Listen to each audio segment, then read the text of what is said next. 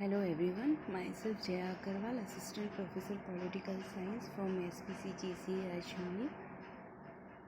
Regarding the state legislature, we have studied about the governor, his power and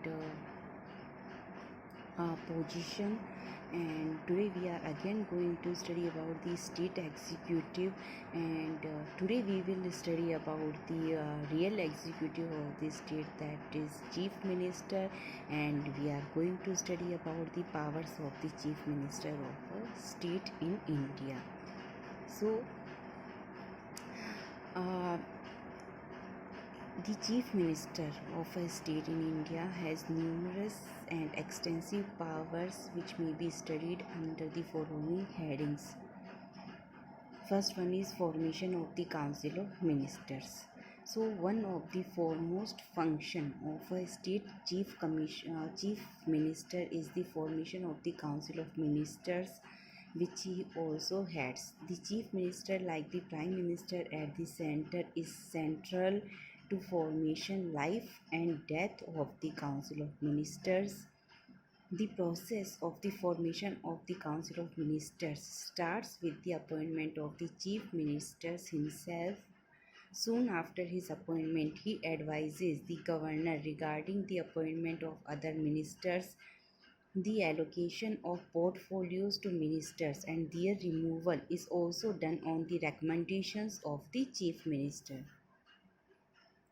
The size of the Council of Ministers is left to the discretion of the chief minister,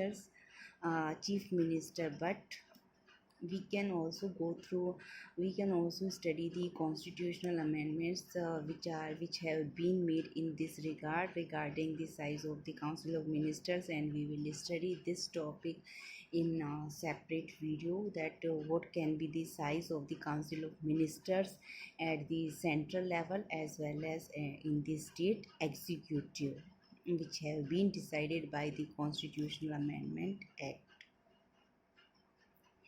So he is also free in allocating the portfolios. Usually he assigns important portfolios to senior ministers in whom the chief minister has a confidence. The members of the Council of Ministers stay in their office as long as they enjoy the confidence of the chief minister. If a member does not or loses the confidence of the chief minister, he has to resign.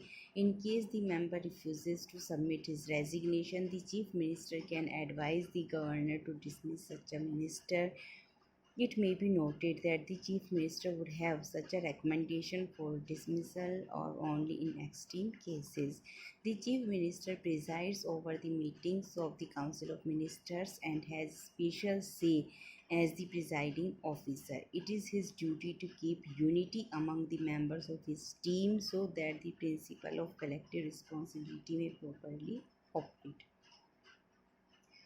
So, studying the powers of the chief minister, we studied first point is formation of the Council of Ministers, which is one of the foremost function of the state chief minister, and the chief minister works in a state as the prime minister works in the central government, because we have adopted the parliamentary system on the pattern of British parliamentary system. Therefore, as the prime minister works as the real executive in the center, the same pattern has been adopted at the state level by our constitution. So at the state level, the chief minister works as the real executive of the state. So basically the powers and functions, basically I'm not saying that each and every function which is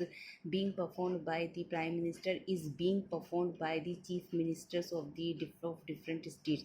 I'm just saying that basically the basic functions and powers are almost same as far as the office of the prime minister and office of the chief minister is concerned. So first one is formation of the council of ministers, which is the mini cabinet में the council of ministers.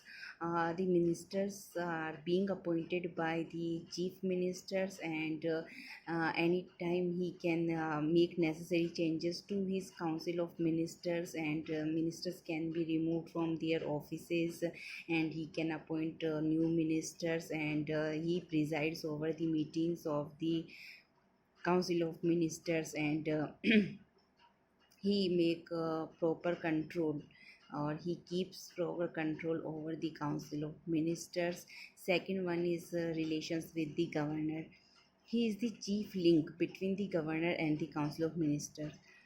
In our previous video we have talked about similarly, we have talked about the same thing, relations with the president, and the prime minister works as the link between the council of ministers, cabinet, and the president. So, as I have earlier said, that the same pattern has been accepted by India, by Indian constitution. So here the chief minister works as the chief link between the governor and the council of ministers.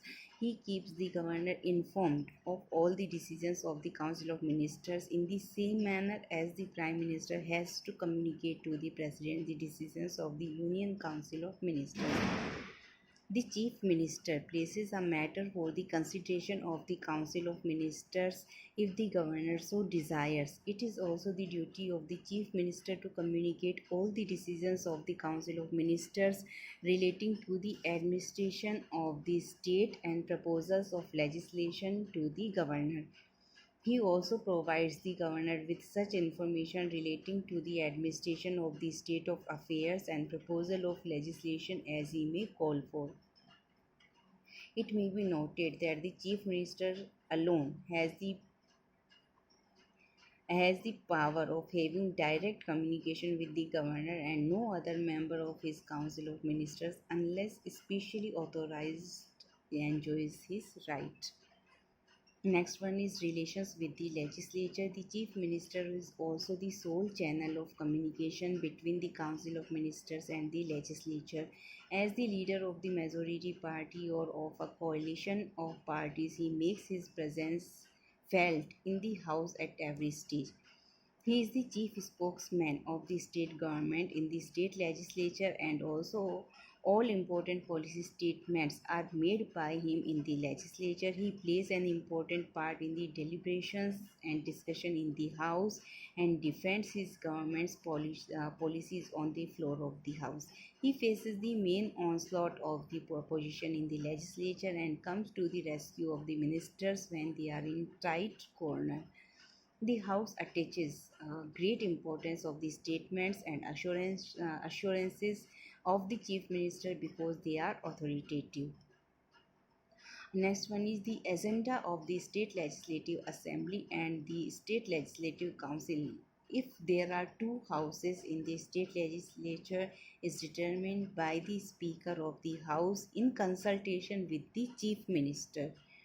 Next one is the dissolution of House. The Chief Minister can tender his resignation and advise the Governor to dissolve the House. However, the Governor is not bound to accept this advice of the Chief Minister and can use his discretion. Next one is power of patronage. The chief minister also commands great patronage in the state, though technically speaking all top appointments in the state are made by the governor. He actually does it only on the recommendation of the chief minister. So today we have talked about the powers of the chief minister, and as I have told you earlier that the powers and functions of the chief ministers of these states are quite similar to the powers and functions of the prime minister, as we have adopted the parliamentary system, which is based on the pattern of British parliamentary system. Therefore in these states we have accepted the same procedure and the same pattern which we have used in the central government. Therefore the chief ministers work as the real executive in the state as the prime minister works in the central government. Therefore, there we find the resemblance regarding the powers and functions of the chief ministers of the state. So that's all for today from my side. Thank you very much.